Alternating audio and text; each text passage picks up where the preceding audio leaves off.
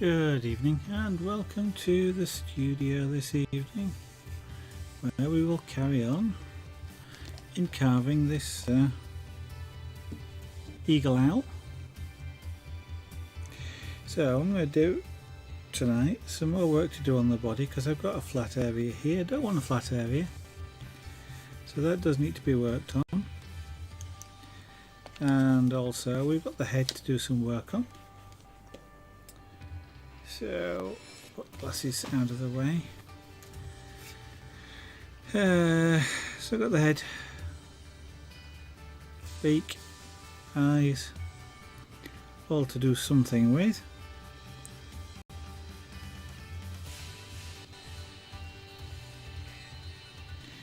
And as I say, the body, we need to do some more work on the body, but we'll come back to that. We'll do some actual roughing out on the head. So I'm going to clamp this down. I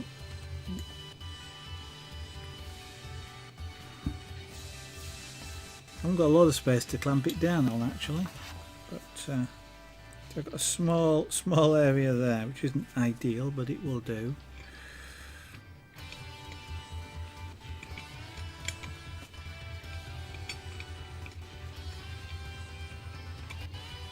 I really just need to stop this moving around.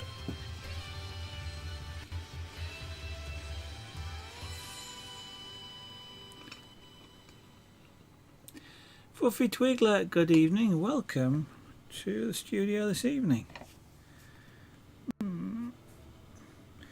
Yeah, let me turn that sound down a little bit.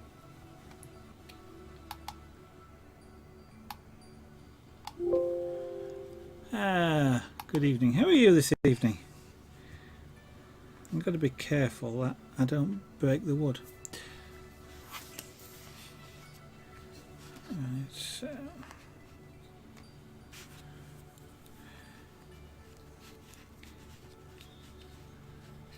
this is where I start doing the scary bit, which is shaping the face, because if I make a mess of this, then I start again.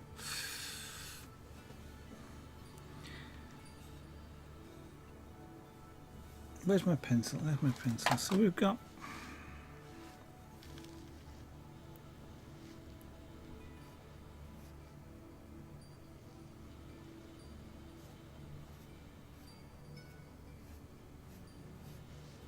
an eye there.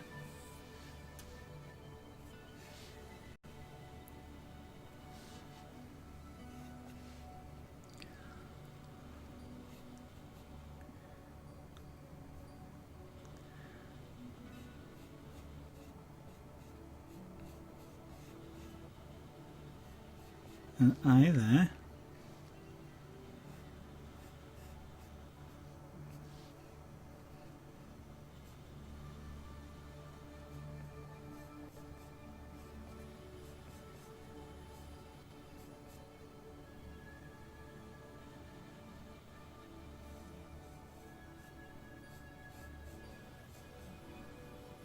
And that's the beak.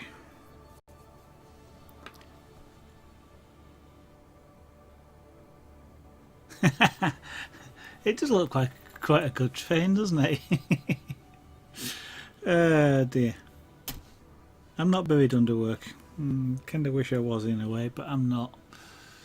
I'll have to, maybe this weekend I'll try doing a few sketches. I haven't done any sketches for a while. I must try doing a bit of coloured pencil work, I think. Just some simplified sketches, but I always seem to have something else to do instead.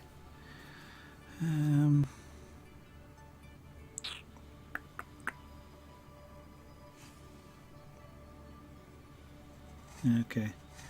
Well, the worst I can do is ruin it.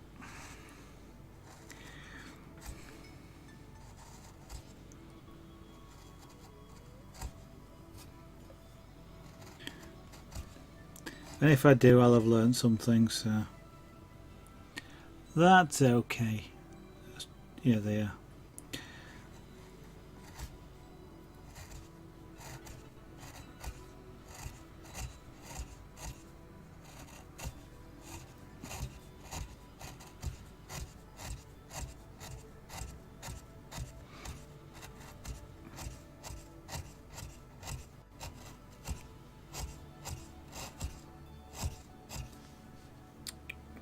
haven't got any better way of clamping that down.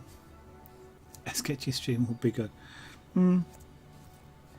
It's a long time since I've done any sketching, so I'm not quite, well, you know me, but I was about to say I'm not quite sure I want to stream something like that, but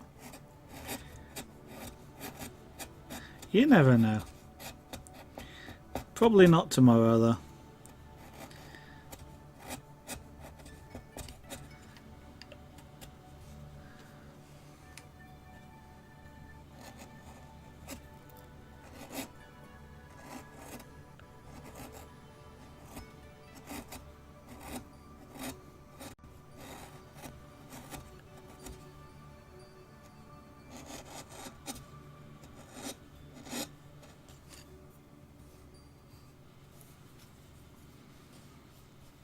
Why don't you do the odd sketching stream then, Fluffy Twiggler, anyway?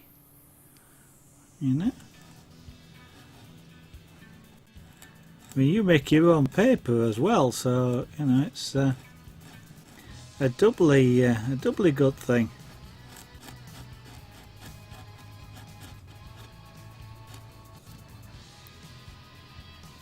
You still, so you're still making paper? Or have you given it up with the with everything else that you need to do?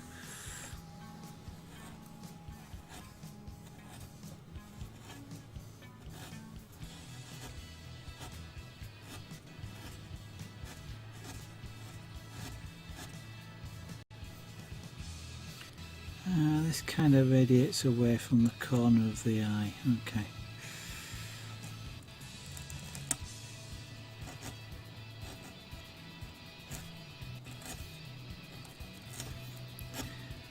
And I know this face is too high. It's going to have to go down, but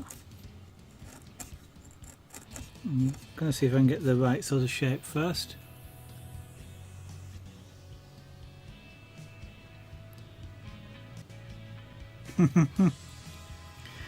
Yeah, real life gets in the way of streaming.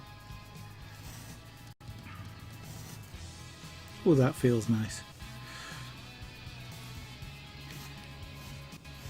The bit I've carved down here, it's got just on the side of my hand as I'm carving this, just feels quite nice wood.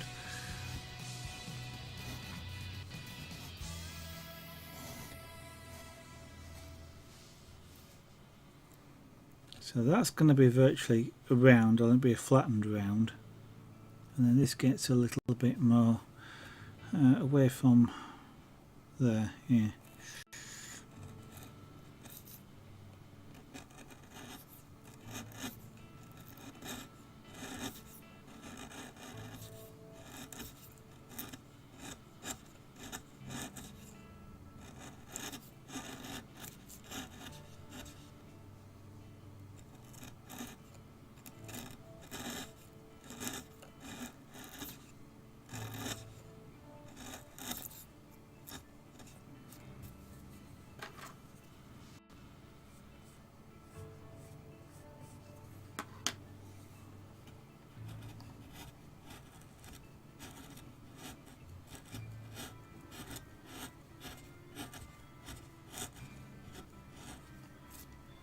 Actually, what I should do here is use a gouge.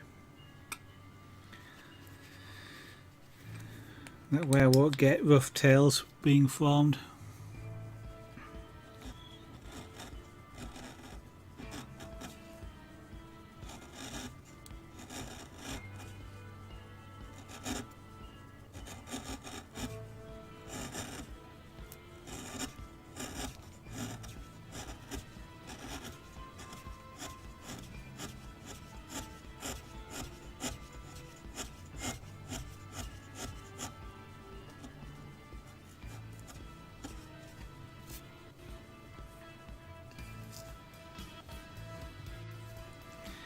Ah dear. I'm not feeling fantastically talkative today for some reason. Well, not for, yeah.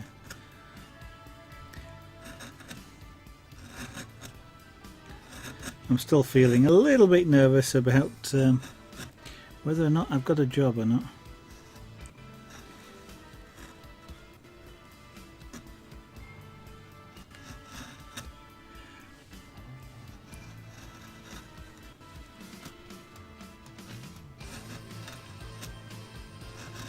and concentrating with a sharp chisel in my hand.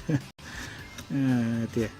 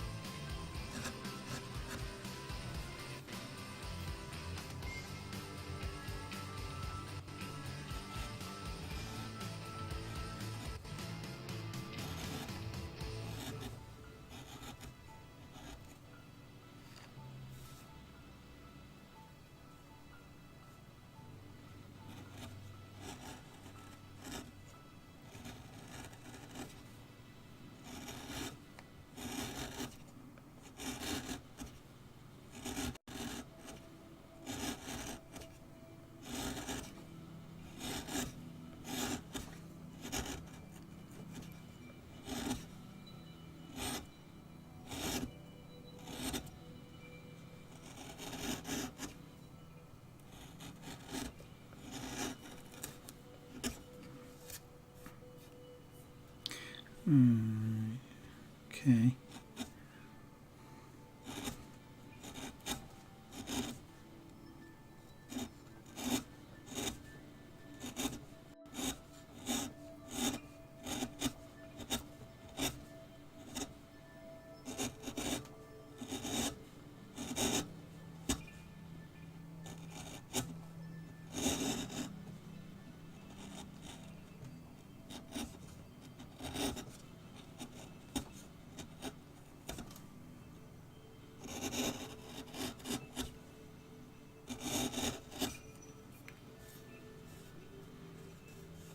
Alright, so just kind of no, that's not deep enough.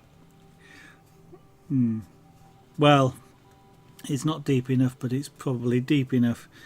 Relief carving requires you to compress this angle, so it's like taking it and squashing it a little bit, so that may well be deep enough. I shall have to see. Now I've got to carve everything around down to match that sort of level.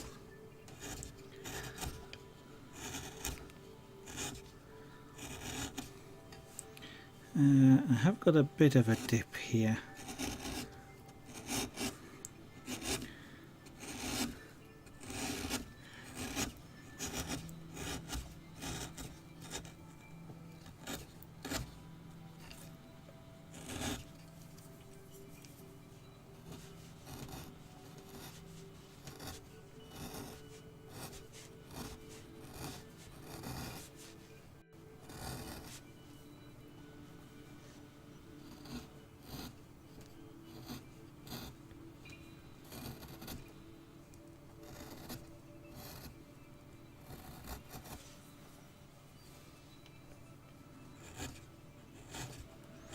Now I need to make this look round, or sort of slightly round, I guess, in order to give the correct shape.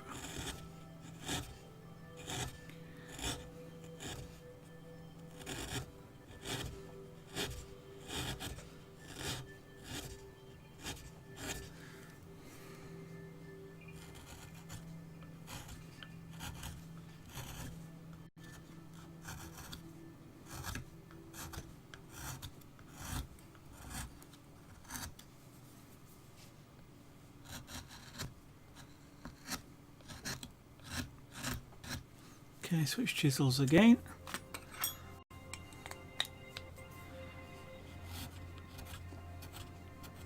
Oops, that gouge is a bit blunt.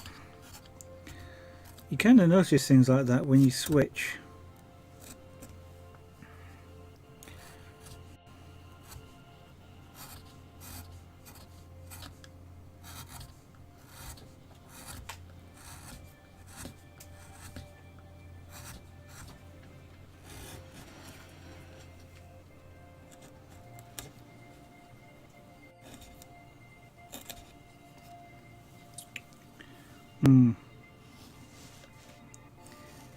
Okay, I'm going to have a problem carving this because of the grain angle and the angles.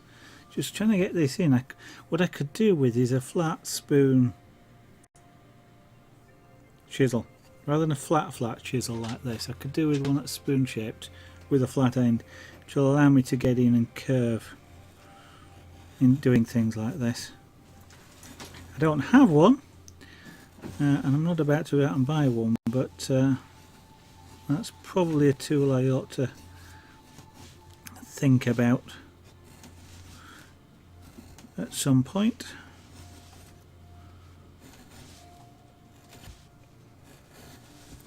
I can compensate for that at the moment by getting out one of the knives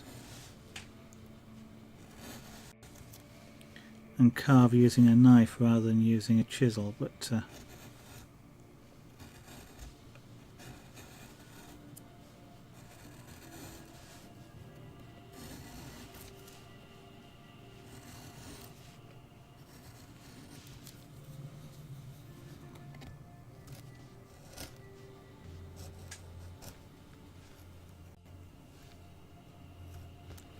now it is never very easy to carve to a central point like this. It's a really hard thing to do because you can't actually line up the cuts very easily. So you always try and carve in and out. Don't try and carve to a central point if you can avoid doing it.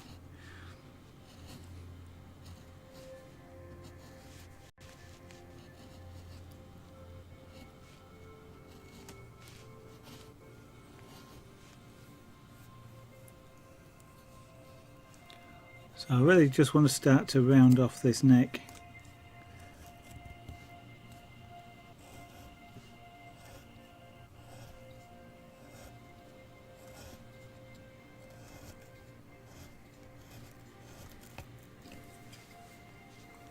And again, I'm going to carve to this central point, and you see I haven't quite cut that off.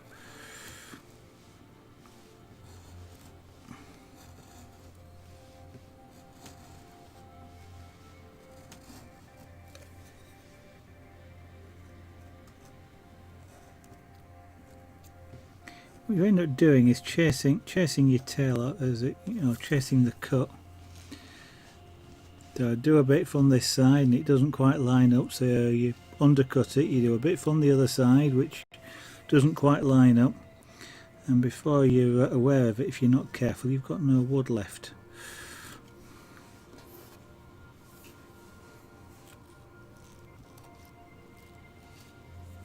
There isn't a lot of way around it apart from using gouges, which have a spoon. This has a very slight spoon shape to it, which allows me to get an angle on to be able to come back up out of the wood.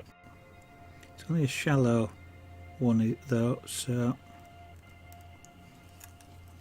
don't have a lot of leeway, and unfortunately, as I mentioned, the wood grain angle here is a pain in the neck. It's great, but it's a pain in the neck.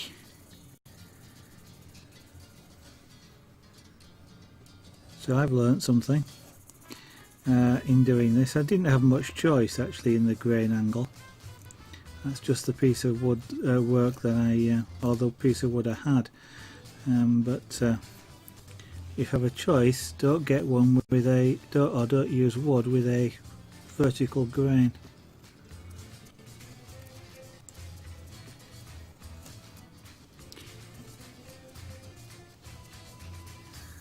Alright, so I'm going to have to carve that way here.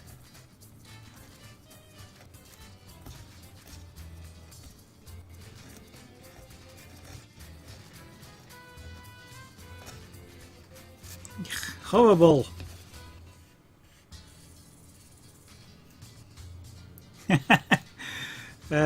I think that's why half the people watch me, Fluffy Twiggler, is to see me cut myself. I'm not about to, but I think that's why they watch. I'm going to sharpen this chisel.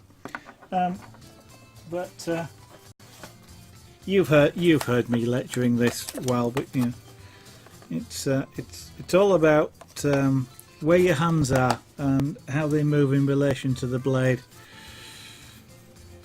So you shouldn't ever be in a position to cut yourself.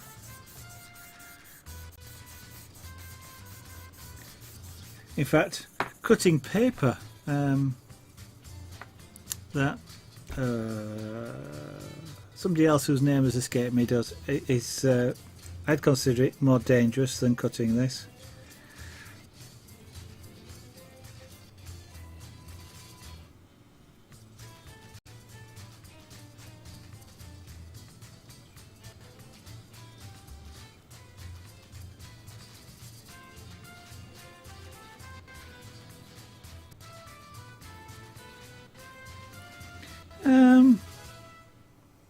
I don't know. Well, Claire, that's the one I was thinking of. Thank you. No, you're not that bad. You just either don't know the rules or you forget them. So, primary rule with a blade, same with a knife. If your finger and the blade, well, to cut yourself, the blade and you need to move past each other. Okay, so they need to be moving at different relative speeds to each other. So like that, however you do it, they've got to move. If they're moving together perfectly in synchronism, it is impossible to cut yourself. Okay, because they move exactly together. So the trick is to move together with a knife, especially. So things like I'll put that down, but if you pretend this is a knife blade, and I used to do this with razor knives, so razor blades basically, you could run your hand, use a blade like this and run your hand right around the outside. I used to do it with boxes in a supermarket. Get the blade, put your finger or your thumb literally over the edge of the blade. You'd run it around the box like that, and you cannot cut yourself because the blade doesn't move relative to your thumb. And you could open a box in about 3 seconds flat, take the lid off completely. And it used to, and I know it made people queasy watching it, because you've got a blade that's razor sharp and you just go bang, bang, bang, bang, and the lid pops off. But so if you remember that, when you're doing lino cutting, if your fingers move relative to the blade, you can't cut yourself. The other thing you can do is you can use your fingers like a guard. So if you're holding your lino and you use fingers either side of the blade like this,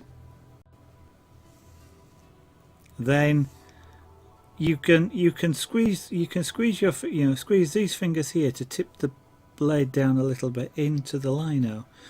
But your thumb, stops you getting other bits of you in the way, unless you try really hard. I haven't done any lino cutting, so I obviously have a bit of problem for cutting, and I know you use gouges and things like that on lino cutting, so and side blades, but they then start to resemble these sorts of things. So trick: always put your arms on your desk. If you put your arms on your desk, you cannot use your arm muscles. Okay, so I can't push with my arm muscles this blade because I'm rubbing my arm on the desk,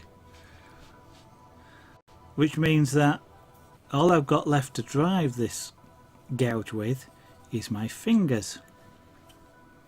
My fingers have a limited range of movement, and I use my other hand sometimes to guide this. So when I'm cutting away, I might use this thumb to push the blade. Okay, I'm pushing away from me now. My fingers are away from the sharp end, so the blade is moving relative to my fingers, but it's moving away. When I do it towards myself, I might use these fingers and use my thumb here to guide the blade. It does mean then your lino plate has to be fastened down in some way, like I have here on a non-slip mat to do that. It's when you start doing that, that's when the danger comes, and I wouldn't do that.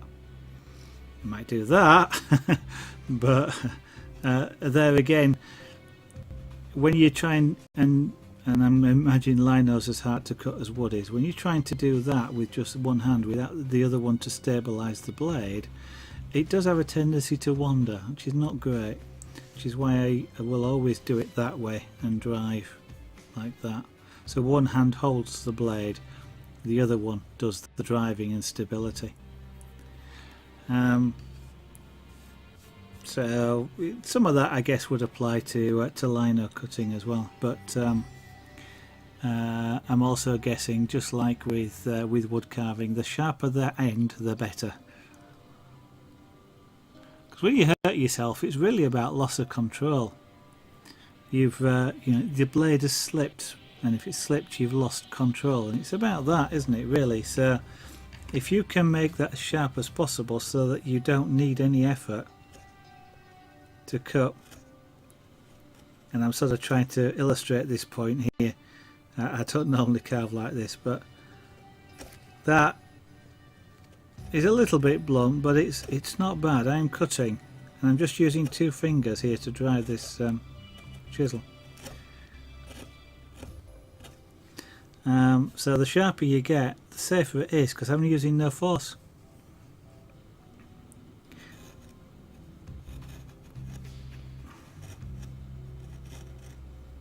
Yeah, this blade is still a little bit blunt, but I'll sharpen it again in a minute.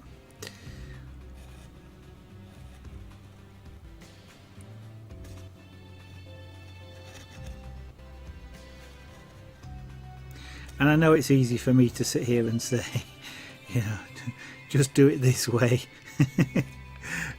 It's harder when you're actually doing it. Yeah.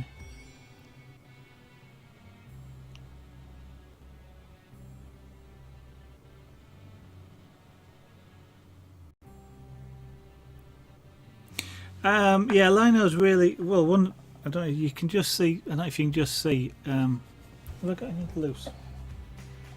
No, I've got non-slip. Okay, I know you're not doing it now, but why did that camera freeze? I've got a non-slip mat under this.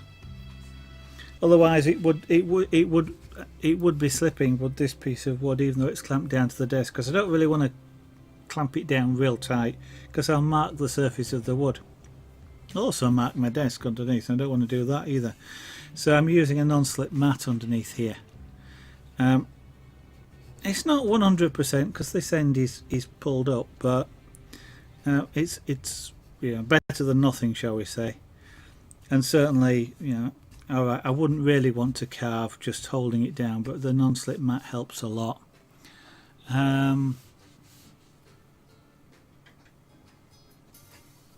You remember cutting through the sheet? That sounds like it. Why does my camera? I don't know if you're seeing the camera freeze occasionally. It kind of looks like it is doing. It sounds like it does rather sound like you're putting too much force into it, Fluffy Twiglet. Sometimes, I know it's sometimes really easy to want to dig in and take a big chunk. Sometimes it's easier like this to just shave a small amount out and just keep going over it and making the deep cut, making the cut deeper each time. You've got a lot more control that way as well as to the exact depth you're after. And I don't know if you can tell, but I'm not putting any force into this at all. Alright, strictly speaking, I'm putting a tiny bit in, but I'm not. Yeah, if I wasn't guiding this blade and it slipped out of the cut, I'd stop immediately. I wouldn't be ramming it into the baseboard or anything. Now that got a little bit awkward there, but.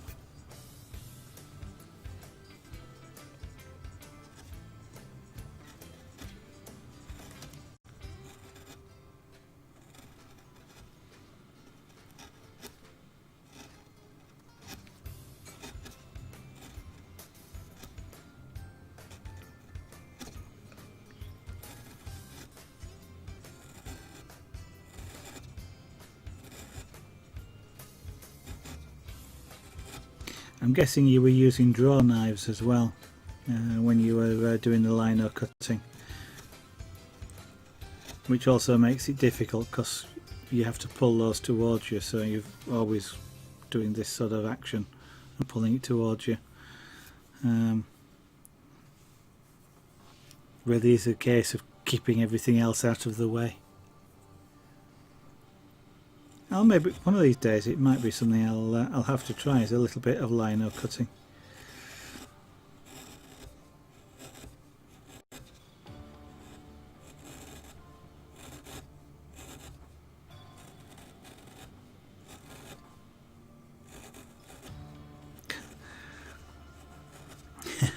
I was just thinking that, I mean, here I'm having to think in 3 dimensions. I'm just thinking lino cutting, where you have to think in 3 dimensions, left to right, and black equals white, and white equals black. That's quite a bit of backwards thinking you've got to do while you're cutting lino. Dear, not sure my brain is up to that sort of everything is opposite. I know when I fly the models, if you're flying a model towards you, left and right is reversed, sort of. Apparently it's reversed, shall we say. And if you fly it upside down is, you know, up is down and down is up, left is right, right is left. That can get really confusing, but somehow it just comes naturally once you've practiced it for a while. So I guess lino cutting, where you're doing something sort of similar with a bit of practice, just starts to become natural.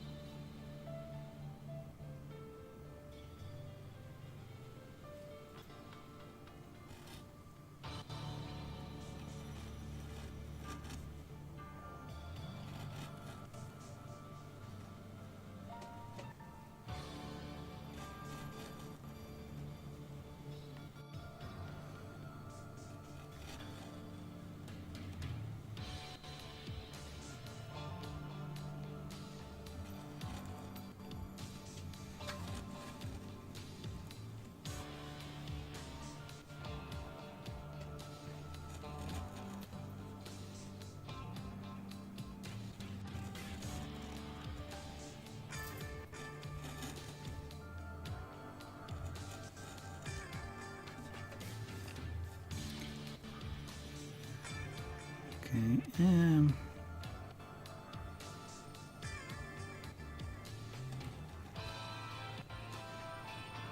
that's outboard of the eye, okay.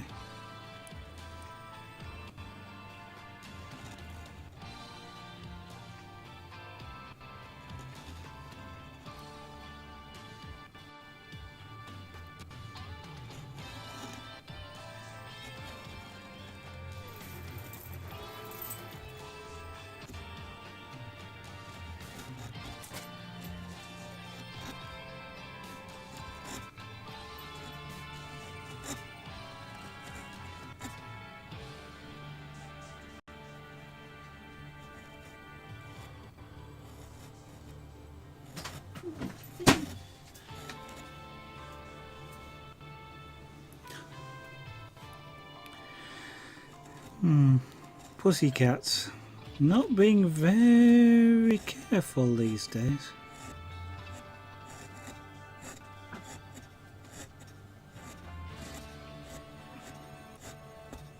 Felix is he's around, but he's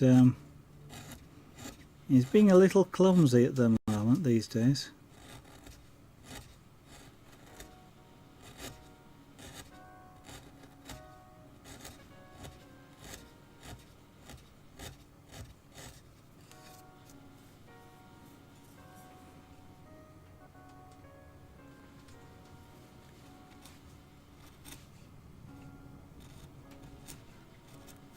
Yeah.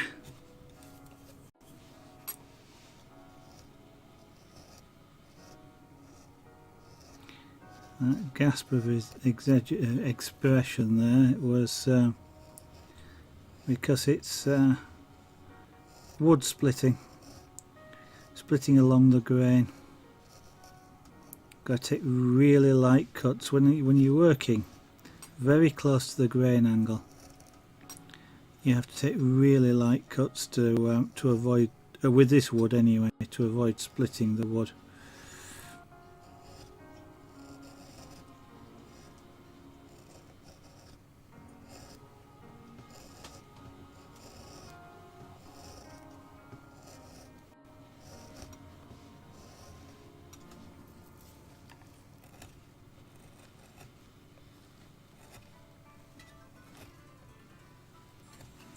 I have no idea how I'm going to do what I'm doing here.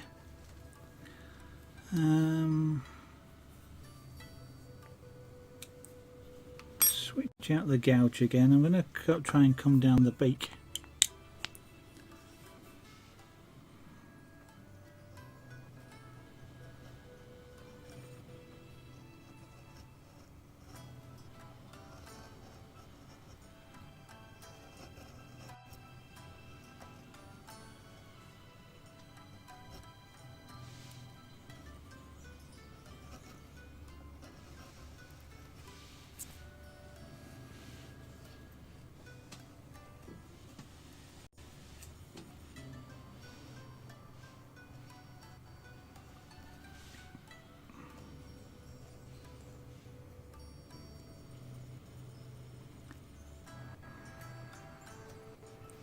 Getting these eyes is going to be an interesting challenge. It's going to be more than an interesting challenge. It's going to be bloody hard.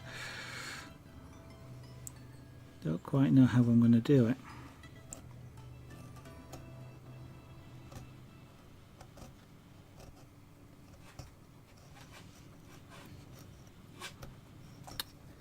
Felix, what are you up to now?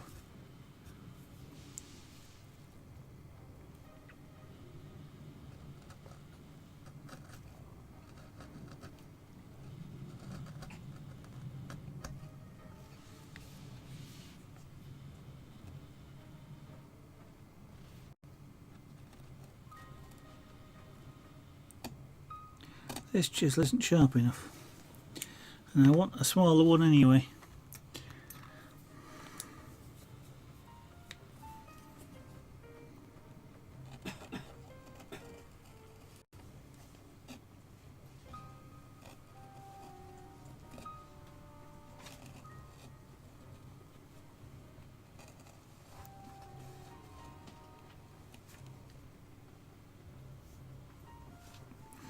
This is where I could do with an actual carver's vise that would let me just move, unclamp it, move the piece around and clamp it back down, because I'm working, as you saw me, twisting at some very interesting angles there just to get around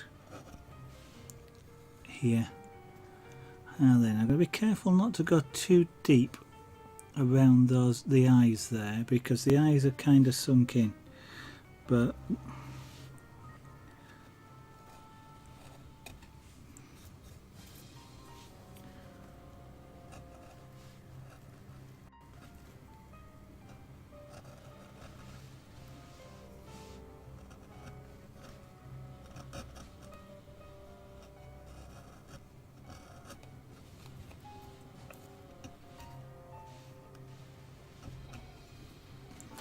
I don't want to lose sight of where those eyes are, so I'm going to pencil.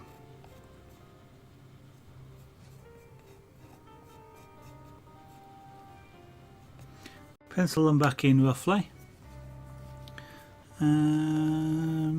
Okay, switch blades again.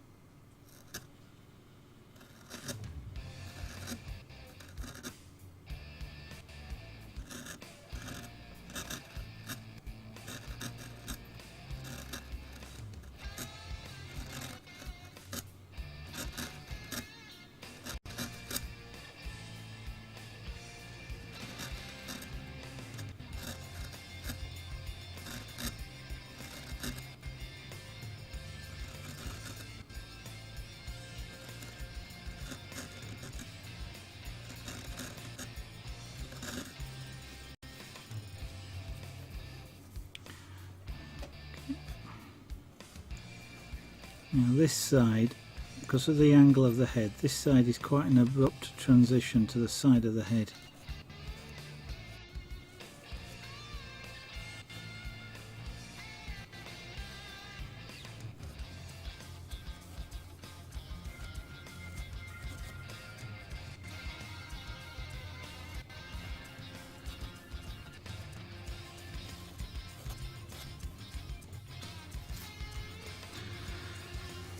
Whereas this side here is a lot more gradual.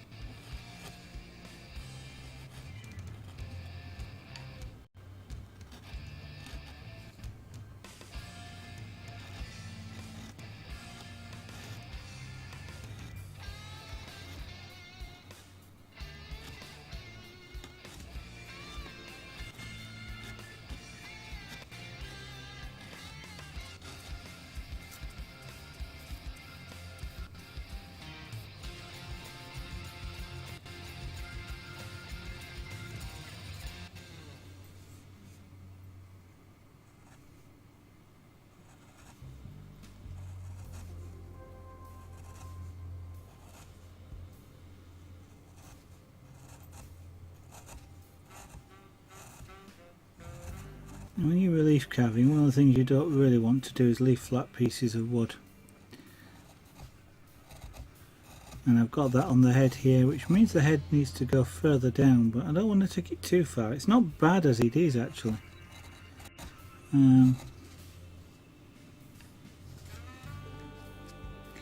Could do with being a little bit lower into the wood, I think, just because there's quite large slab sides on this, but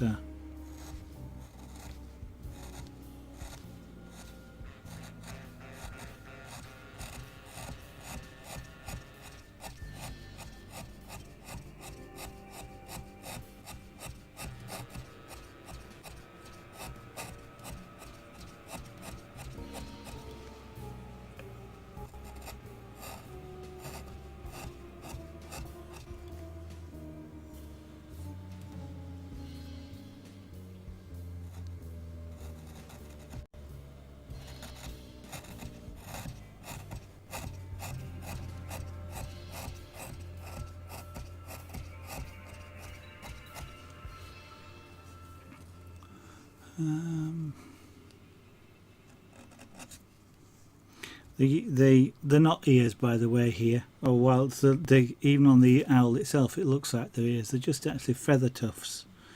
The ears are actually round the side, and they're in the same position as ours are, and they're basically hidden by the feathers. So the ears of an eagle owl, they're just decoration.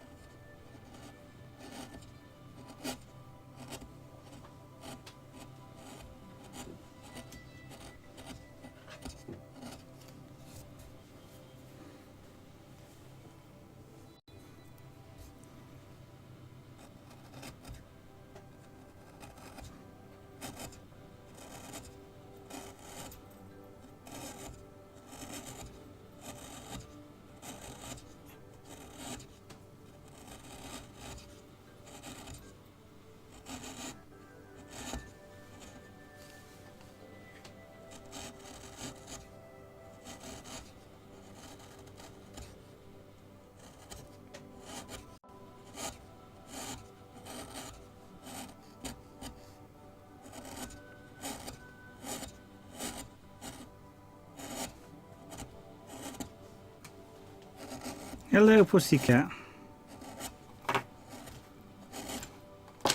Yes, I'm doing something.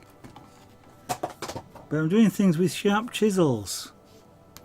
That shadow that you're seeing there is Felix. Hello, Felix.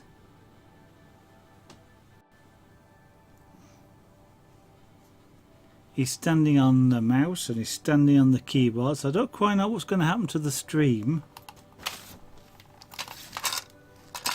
You would. You do want to sit in the most awkward place, yeah. There's his paw. There. There you are, Felix. You're on camera along with my reference picture.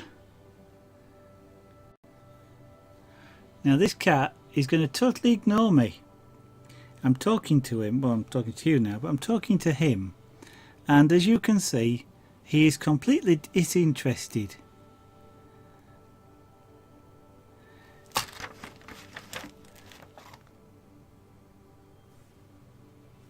Aren't you? You're not going to listen to me at all. He's going to purposely look like he's not listening, and he's going to try and settle down in a minute, and then he's going to get picked up and moved. Felix! Oh, you actually took notice then. I saw your ear twitch. No, you can't lay down there. Come on, off you go. And you can't get behind that monitor. Come on. Go on that way. Usually you touch him like I was doing there, just around his sides, as though you're going to pick him up, and he'll disappear rather quickly. At the moment he's sort of he's in a funny sort of mood. I don't know whether it's well, I think he's just after attention really, and he doesn't want to. He doesn't want to go. He's going to sit behind the monitor there, but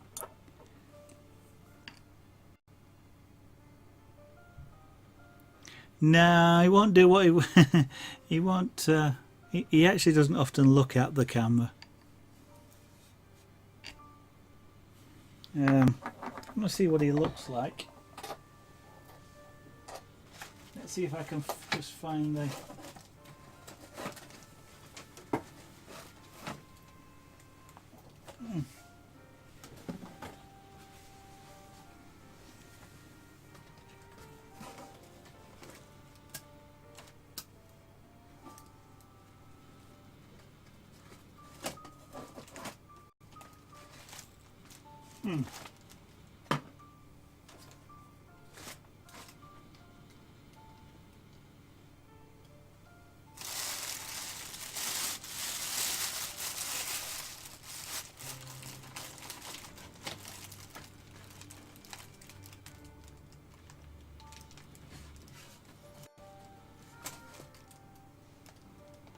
Okay, I give up.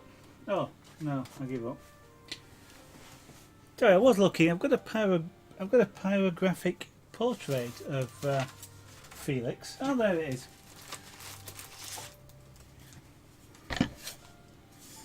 So that's what he is. Eat more chips. Good evening. Welcome. That's what Felix looks like when he actually poses for a camera, which isn't very often. But that's Felix's portrait. So that's what he looks like. He's now laid behind the monitor, which is quite a warm place for them. Both him and Junior both like laying behind the big monitor, and with the backs pressed up against the back, because it gets nice and warm there. And in case you're wondering, this is Junior. The lower picture's Junior, the upper one's Felix. So Junior sometimes comes and visits the stream, but he tends to just want to sit on my knee, so he moves off fairly quickly. Felix, on the other hand, does not like to sit on my knee at all. So, right, I'll put them away. Now that I've found them, I'll put them away, and we'll go back to trying to do this bird. Maybe that's why they're coming. Oh, maybe that's why Felix came. It's a bird. I think if the cat saw this bird in real life, they'd probably go in the opposite direction. The bird is bigger than they are. I need one to clear out. Yeah, that's probably right, Fluffy Twiglet, at some point. I will have to do one of her. I don't know where she is at the moment. Where's she? Oh, she's on my she's on my other keyboard. Okay. She doesn't usually lay on the desk. She usually lays on one of us, me or Lady Zara. She's a persistent little pussycat. You can lift her off your knee and put her on the floor. 10 seconds later, she's back on your knee. You can lift her off your knee, put her on the floor. 10 seconds later, she takes a lot of dissuading sometimes. But yes, maybe we'll have to do one of Cleo at some point, just to create to complete the trio. Fluffy Twiglet says hi, Lady Zara. Who says hello? Lady Zara does not like to be on camera, or even heard on camera. That is unless there's some trolls around, and then she quite enjoys pushing the ban button. That face looks a little odd, but we'll get to that. Let's...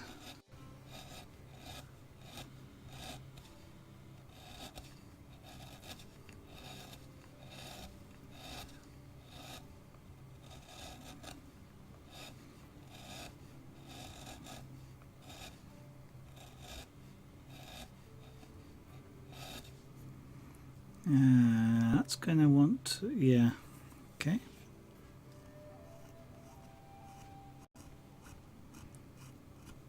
See, I'm sort of block carving here instead of getting major shapes, but I'm also starting to think about detail carving as well.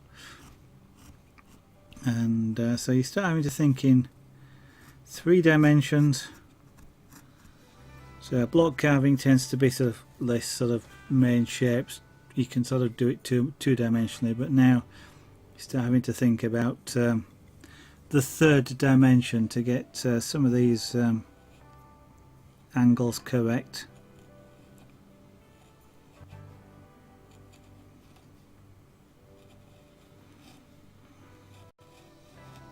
So here the beak, the highest point of the beak is just about here, and then it curves both ways, so I've got to start and put that curve in.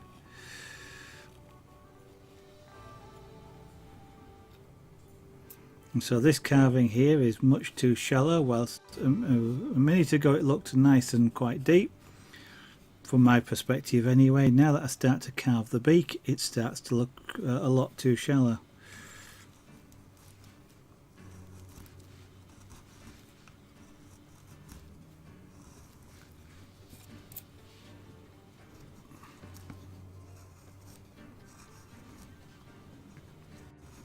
I just have to be careful not to go too deep.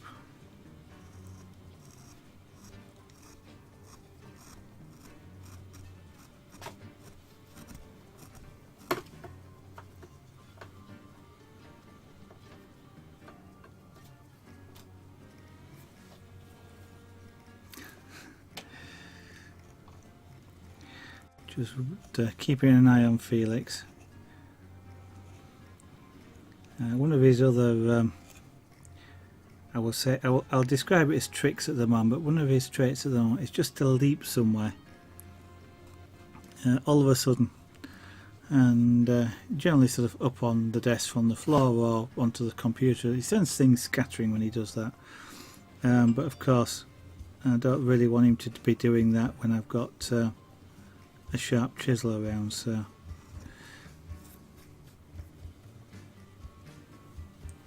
Eat More Chips also says hello to Lady Zara, who also says hello. So, thank you both of, well, all of you for the hellos.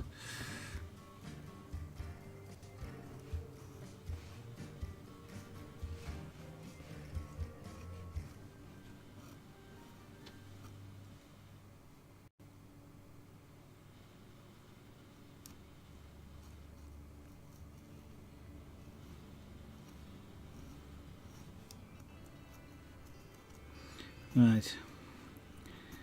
Well, yeah, wood split.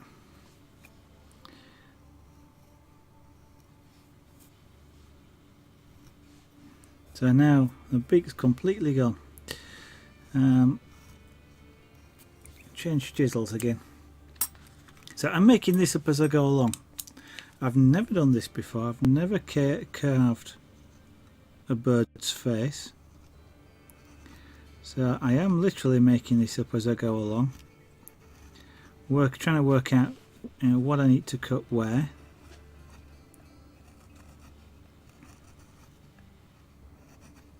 And what I'm doing is I'm doing it in the same way in which I would potentially approach drawing this, and that is I'm looking at the shapes. So I'm not thinking, hey, this is a beak and how do I do a beak. I'm thinking this curves down like this, so I've got a nice sort of sweeping curve, and it's a little bit lower than that, and I've got a triangular shape here just under the where the eye goes, around sort of here. So I've got this sort of triangular shape here, so that the eye doesn't bulge like this, but I'm sort of looking at that triangular shape and saying, okay, I need to get that in there, and it curves. So I keep looking at this from the point of view of shapes, not the fact that I'm trying to carve out a beak or something like that, because one of the things is if you start trying to go, oh, it's a beak and a beak should look like, and your brain goes, it should look like, you can get fooled as to how something should be, especially if it's not, you're not looking at it dead straight on. If it's slightly to one side and perspective changes the shapes around, it's a technique that's described as paint what you see, not what you think, or draw what you see, carve what you see. And that way, if you just look at it in terms of shapes, you can break anything down into shapes, and it's something that looks quite complicated, if you just look at it in terms of shapes, can turn out to be really quite simple to do. And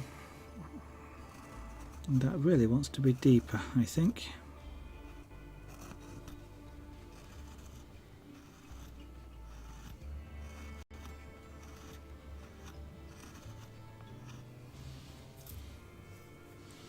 And it will come to a point. So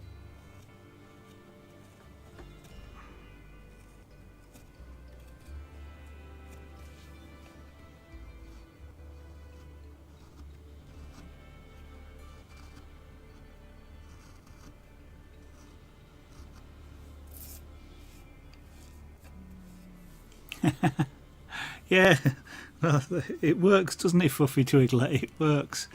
I hope so. Eat more chips. Of course, yeah, I do. I will tell you when I don't know what I'm talking about, like I've never done this before, so this is how I'm doing it, but it might not be the right way to do it, but that's the way I'm doing it.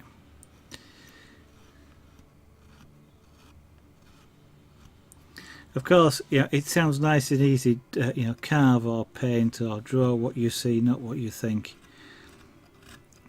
That's it's easy to say. It's not as easy to actually do. I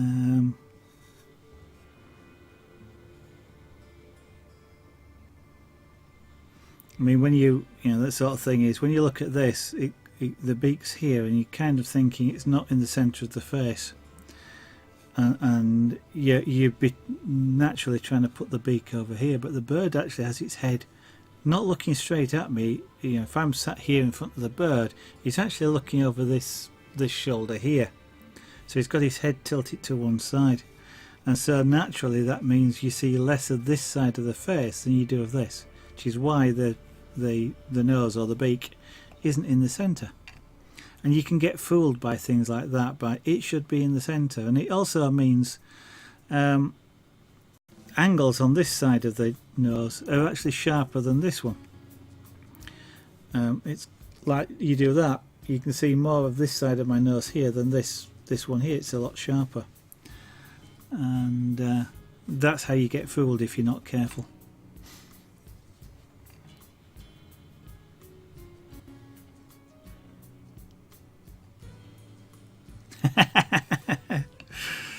Too modest, you say. I'm too modest. And that way, if you try and make a mess of it, well, I'll go, well, I did tell you. That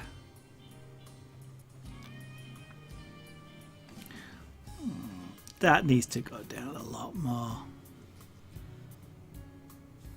It needs to go down deeper. The whole face needs to go down deeper. Okay.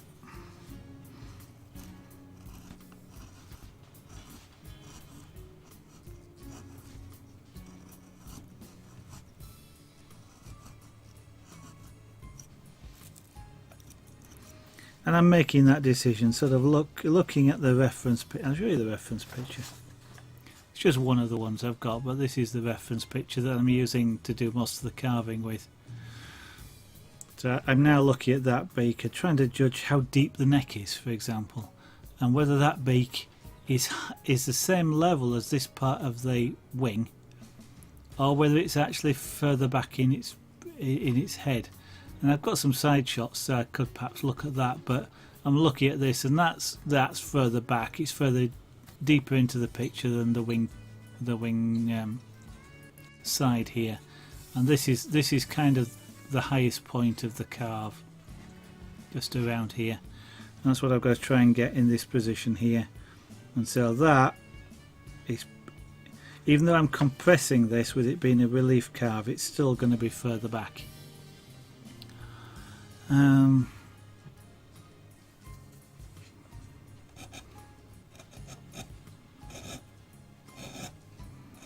question is how much further back, and this is again, being compressed, and there's a little bit of not quite doing what you see with this, with it being relief carved, but it's because of the compression.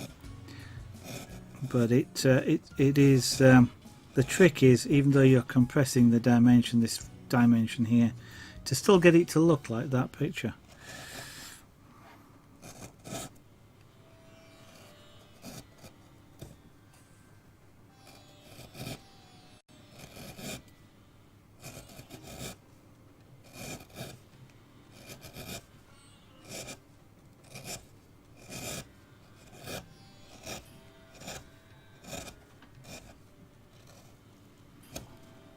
Now this is where the this wood isn't actually clamped down as secure as I'd like, Fluffy Twiglet, and it's moving slightly. It's a little bit disconcerting is the word I was looking for.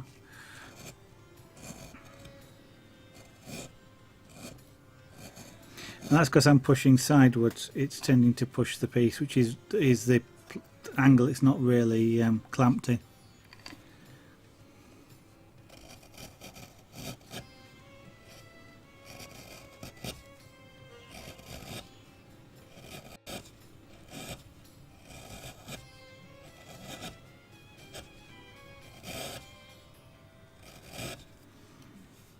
Okay, I'm going to do now switch to a wider gouge to help smooth some of this off. Yeah.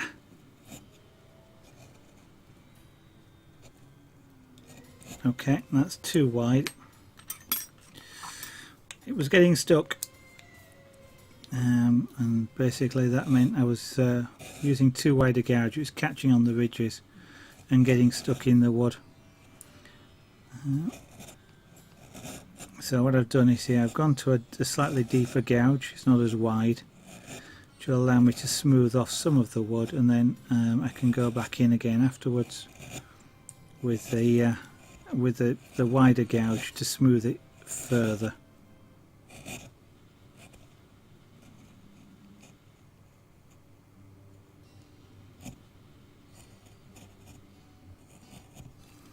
Let's carve this way.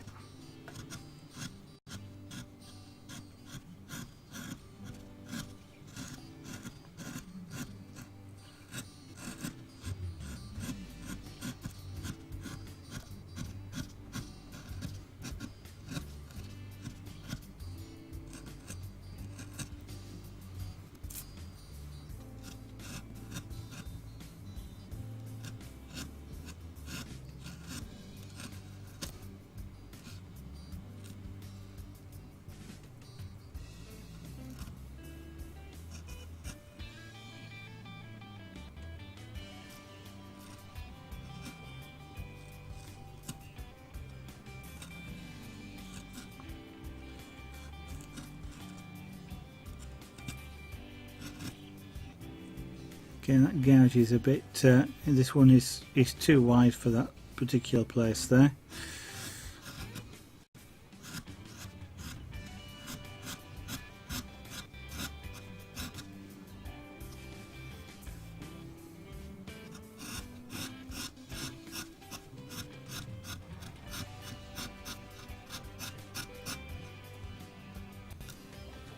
Alright, just let's switch to the thinner one and just carve this area out here. You're always better using wide gouges, or wider tools when you can, because the thin ones create little, ridges which are really hard to actually carve away. The wider the tool, the less of these little tiny ridges that you create. I'm going to talk you wide tools. I was about to there's the big one. Okay. I was going to get a big flat chisel out, but I'm going to use this wide gouge here.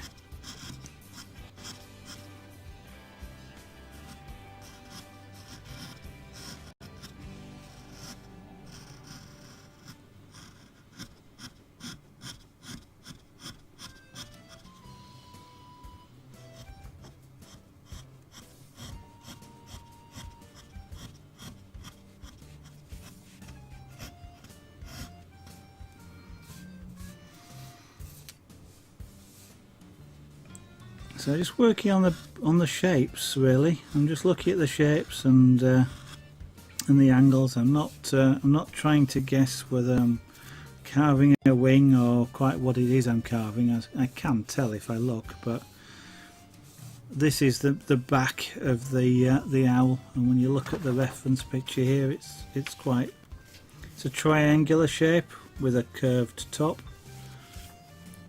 So just getting that placement, creating that triangular shape. It's fairly flat. There is a little tiny ridge comes down the back here, which is actually where the two wings are joining. But I'll put that in. If I put it in at all, it'll go in as virtually the last thing on the carve. Painting it afterwards, I don't know. I tend to like wood as wood. I mean, I know I painted the rose. What I might do with this being principally black and white, what I might do is apply pyrography and put the feather markings in. What I might do that rather than paint it. That way I still get the wood, but I get some colouring as well. The alternative might be to use a stain rather than paint, so transparent ink or something like that to put the black in. Pyro owl, yeah, it might be an idea to do that. What I might do if I do apply any paint at all would be the eyes, the orange. And I can get an orangish effect with pyro, but might just a watercolor pencil or something like that, just to get that really orange.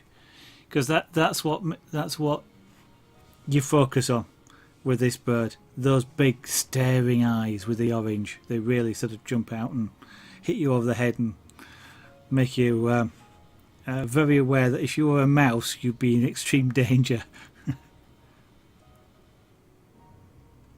Yeah, I think you can be right there. Sometimes it enhances it. If you take something like the scraper board,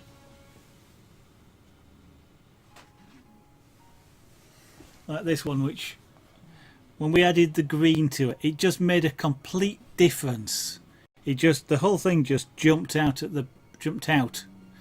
and said, yeah, just adding that one colour was just enough there, just to really make everything stand out and completely change the image. Before that ink was on there, it looked okay, but with that green on, it just went wow. So sometimes just a little bit can be enough. So not a full colour, I could have started to colour the top here, and because it's obviously as a thatch, so you could have added a little bit of orangey yellow colour to it, but you know, the green was enough.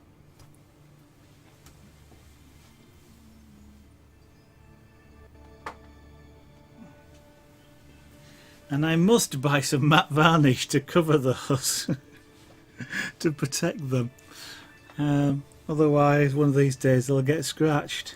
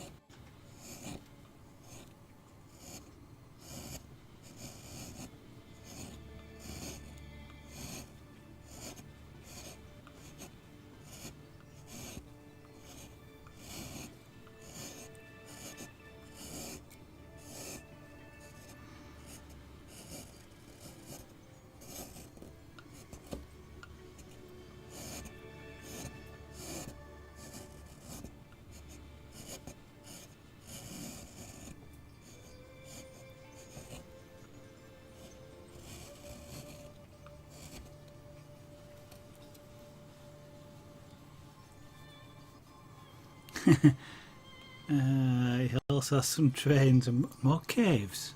Caves?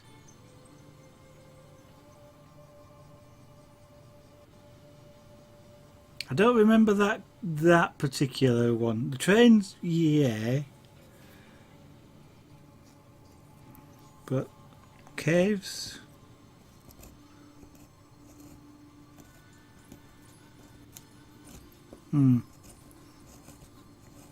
I've forgotten that one, Fluffy Twiglet. I've forgotten what that one is.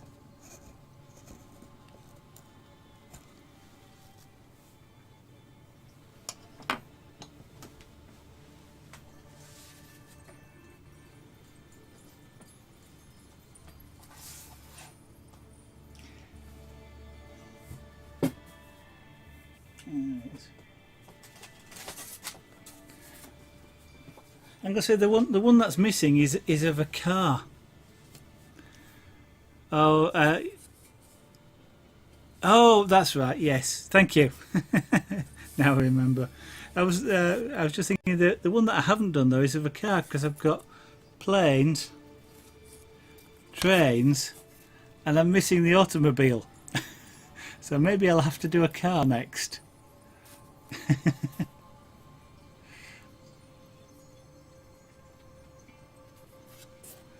So these are just two practice pieces. I don't know if Fluffy Twiglet's referring to the. Actually, you're referring to this, aren't you? This is finished now, but I keep, well, sort of finished. It's finished enough anyway. I kept coming back to this one rather than the two Punchcraft ones.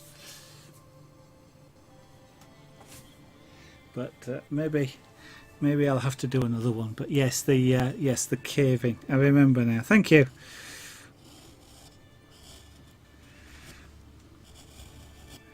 Now that you've said it, it's immediately obvious.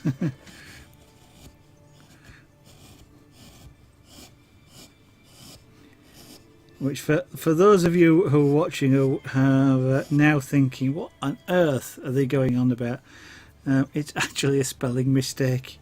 So it's a studio joke. But it's a spelling mistake, of course. It should have at the time should have said carving. It said I was caving. A Lancaster, yeah, Punchcraft train. Well, there's two Punchcraft trains, Fluffy Twiglet. Of course, there's the Mallard and the Class 66, which is what you've just seen there. Didn't know I'd done that. Yeah, Yes, you missed that one. Eat more chips.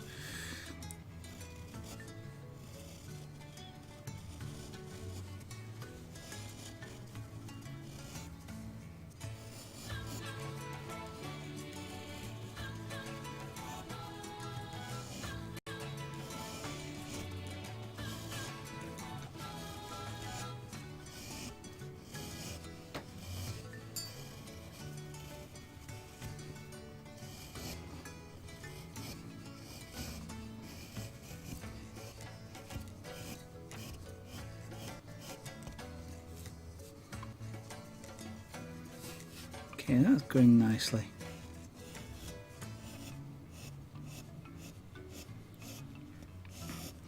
I was doing the face, I'm now back doing the body, but it's because I've got this wide chisel out, and I started doing this area around here to round the neck off a little bit. I've just kind of kept working with this chisel.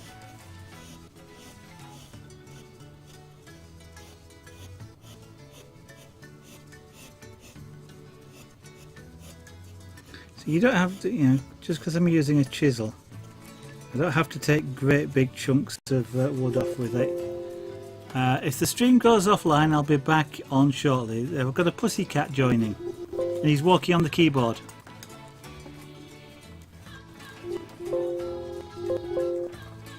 And all those beeps are him walking on the keyboard. So this is the other one. This is Junior. Hello, Junior. And he's going to sit in exactly the same place now as well. Now this one, however, he's a little bit harder to persuade. Because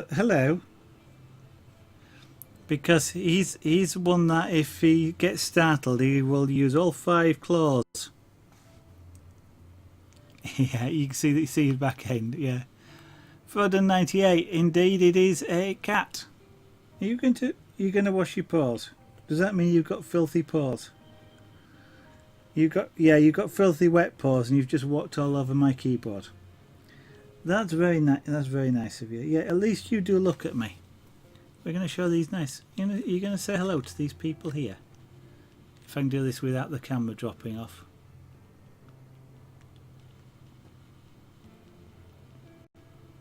You're going to look around, Junior. There you go. There's he keeps moving his head, but that's Junior. Hello. Yes, hello. Let me put that back down there. Now let's see. I was about to say, let's see if we can persuade him to come and sit on my knee. You gonna, Junior? Junior? Hello. At least you do talk to me. Oh, well, you do listen to me. Come and sit down here because you're sitting on a load of bits of wood shaving, which means when you stand up, you're going to send them all over the place. Come on. Come on. Come on. That's it. Yeah, come on. That's it. Come on then. Turn. I'm just settling him down because otherwise you can see his tail there. This is going to be upside down.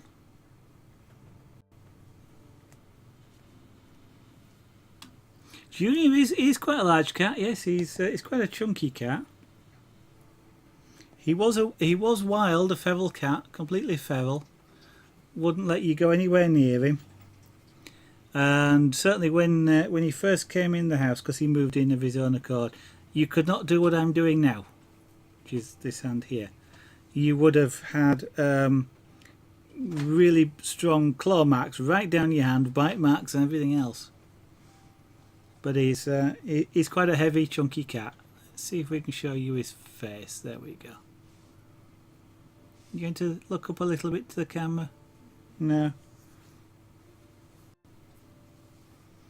But he's a thick cat as well. You know, when you get hold of him, he's really sort of got strong muscles.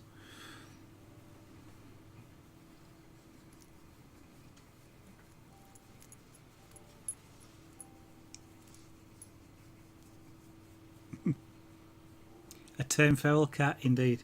He kind of tamed himself, though. That and Lady Zara did it. He used to come in to nick cat food, actually, to steal the cat food from the other cats, and yeah, well, that's when you noticed he was there, so you started putting food out for him. And then at some point he started coming in and sitting and watching television. But if you shut the door, he used to start huffing, literally huffing and puffing, and get really nervous and really skitty. So to leave the doors up, so he'd got a way to run out. And just gradually he sort of got more comfortable. And Lady Zara used to keep trying to stroke him. So she's got more scratches than I have. I'm also faster. So I've never actually been too badly raked, but he used to do it quite a lot. And bite as well. He still does bite now, but it's more a case of he puts his teeth on you, so rather than actually biting down. But there he is. And as you can see, he's just over time. One day, what he did was he came in and I was sat on a chair downstairs, and he actually just jumped up on my knee and curled up. And he's kind of keeps coming back to me ever since. And he will just sit like, and he'll sit like this now for about an hour. Then he'll get up and go somewhere else. Kim, good evening, welcome. I'm fine, thank you. So it's a pussycat stream at the moment. Explaining how Junior came to be part of the family, and he's gradually got tame. For about 3-4 years he wouldn't purr, for example, at all, ever, and he gradually purr. He's not a really prolific purrer, but he will from time to time purr quite loudly now. Felix will purr just as soon as you look at him, but this fella doesn't. He tends to purr more when he's tired.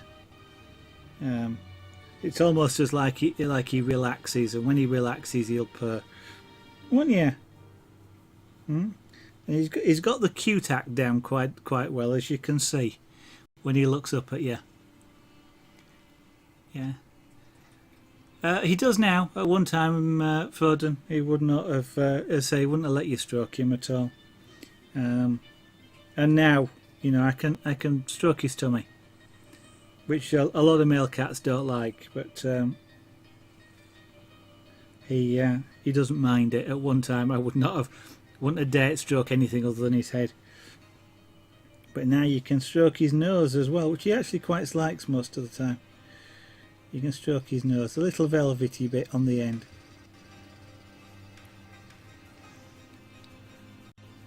But he's a cat that knows what he wants, so you can only stroke him for so long. If you carry on, he'll get up and go away. And there's a sort of a balancing line.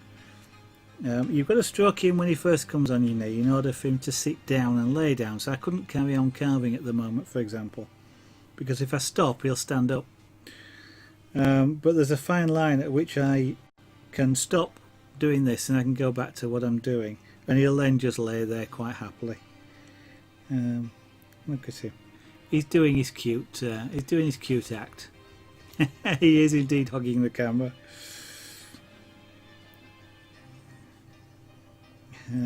Dear. Pussycats.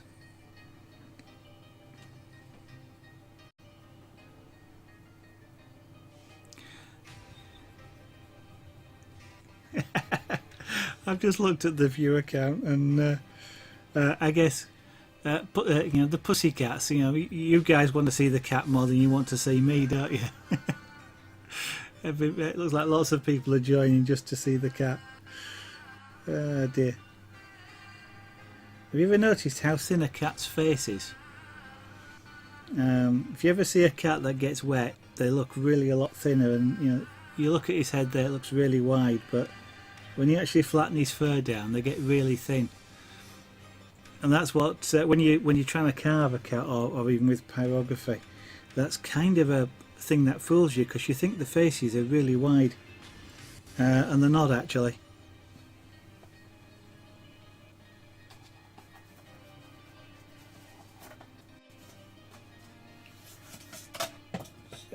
So when I hand carved this for example, turn it that way up so you can see it.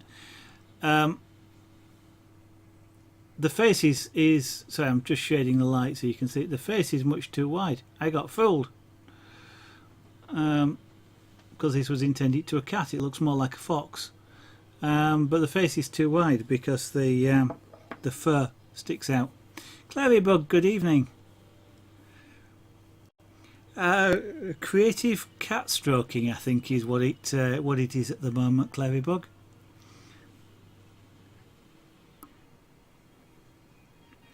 I am hoping that the cat doesn't demonstrate carving, because he can do that quite well with those claws of his. Does it really well on fingers and hands. I'm not too bad, thank you very much, Clarybug. How are you doing?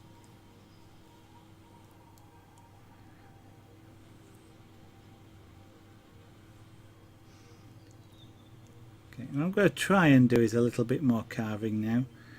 We'll see how Junior puts up with that. Half the time the cats get precedence, so whenever you're doing something, if they want stroking, you have no choice.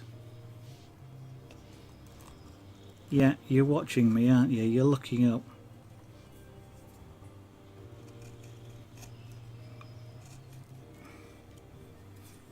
Yeah.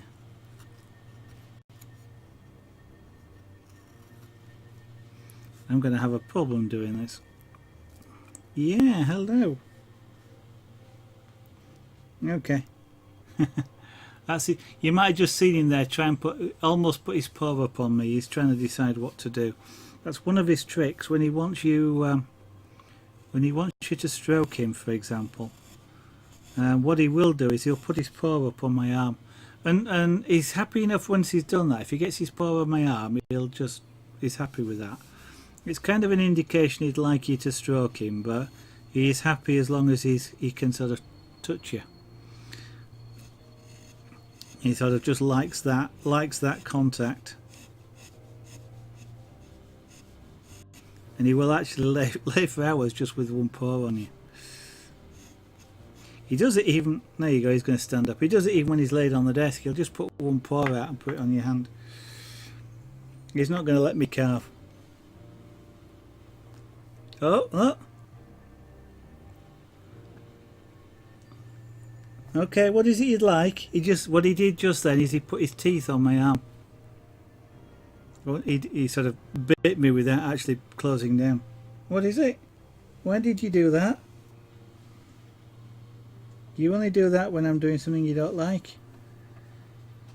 Is it because I'm carving? And that's Felix. You know who that is.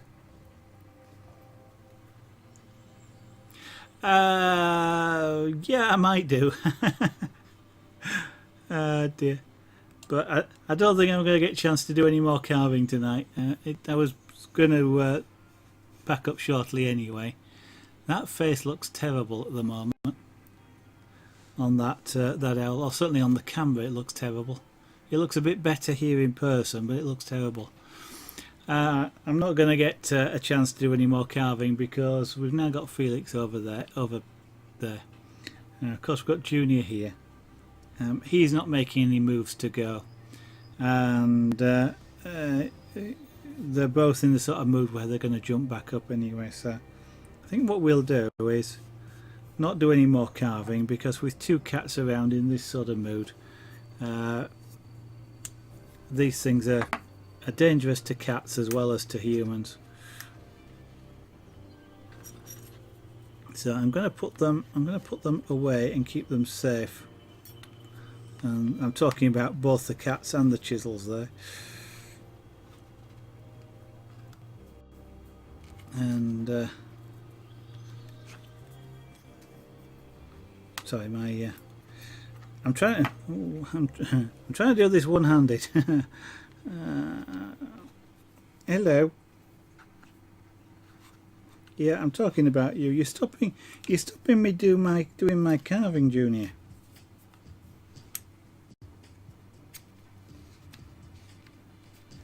Question is, do cats understand you? I know Lady Zara's answer to that, but I don't actually know. Sometimes they really do have that sort of, you know, you're doing something, so I'm going to sit right in the middle of it, so you can't continue. So you're going to have to take a, pay attention to me. But you're going to let me stroke you, or you're just going to, now that I've stopped, you're going to lay down. Okay. Well, let me get. Oh, that clamp's come loose. Oh, that explains it. So let's get rid of this clamp. Oh, yeah, you don't like me doing things like that, do you? I don't know if you heard the little squeak there. That's a warning squeak. If you get a warning squeak out of Junior, take heed. That's usually the only warning you get. So we're starting to shape the face. It looks terrible at the moment, but it will get better as I do some more work on it. But I'm gonna leave it at that point, I think, tonight.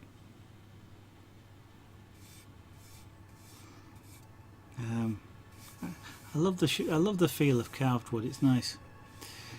I like to if I carve this well, I don't need to sand it. You can actually carve wood smooth enough not to need to sand. You can sand it to get rid of all this sort of texture, which is, can be nice. But also, I mean, the texture shows you it's been hand carved, for example, not machine carved, and so a little bit of texture can be nice. And sometimes, if you get it in the right sort of directions, like I'm doing a bird here, so some of this might look like fur. Why would they have fur on a bird? I suppose this is an eagle owl, so it might have dropped off its prey, but I'm actually meant to say feathers, coming down the body.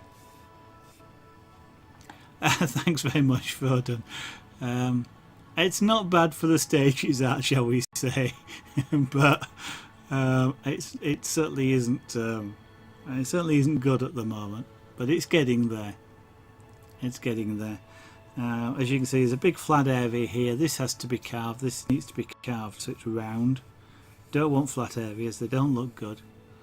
So that's more work that needs to be done. But the way in which I carve is I start fairly high in the wood and I'll get the basic shapes in like this, and I've got this flat area, so what I'll do is I'll carve everything a little bit lower so I start to get rid of these flat areas, this claw, for example, is too high, but I'll carve it further. I'll shave the top surface down, carving it further into the wood until I've actually established the shape that I want. I guess somebody with more experience can go straight to that right level and just carve from there, but I'm practicing.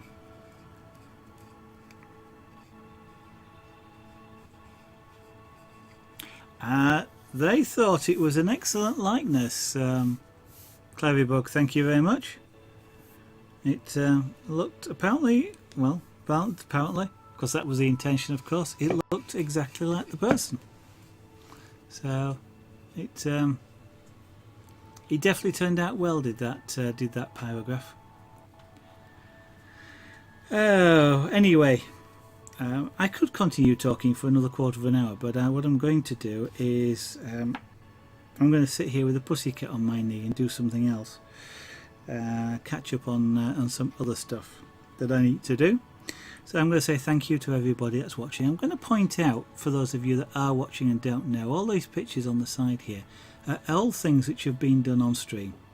So you guys have watched me do all of these. That's a recent bracelet that's just been done. Red Swarovski, that's a difficult word to say, Swarovski crystal. There, bracelet, makes a lovely lovely present, and that one's dragon scale. I've enough rings to do another one of those, but there will only be two. The one that Lady Zara has and one other. If you'd like to look at any more of that jewellery, especially, that's all on the Etsy shop there, zaragonart.etsy.com. So the jewellery is for sale. Some of the other items will be when I am able to get them on the shop, but not just yet. So if you'd like to see some more of this, or indeed any of the other crafts that we've been talking about tonight, because we've gone through most of them, then please press the follow button. Let Twitch notify you when I go live, or if you'd like to follow me on Twitter, I also do tweet when I go live as well, and occasionally odd other things like stuff going in the shop or interesting other things that I come across. Not very prolific in terms of tweeting, so you're not going to get inundated by me. On the other hand, if you just like to try and catch me tomorrow, I hopefully will be on. Don't see any reason why not. From around about 8 PM UK time. That's 2000 hours UTC or GMT. They're both the same at the moment. So, what I'll say is, from the White Rose County, West Yorkshire in the UK, so thank you very much for watching, and I hope to see you in the studio in the future. So, bye for now.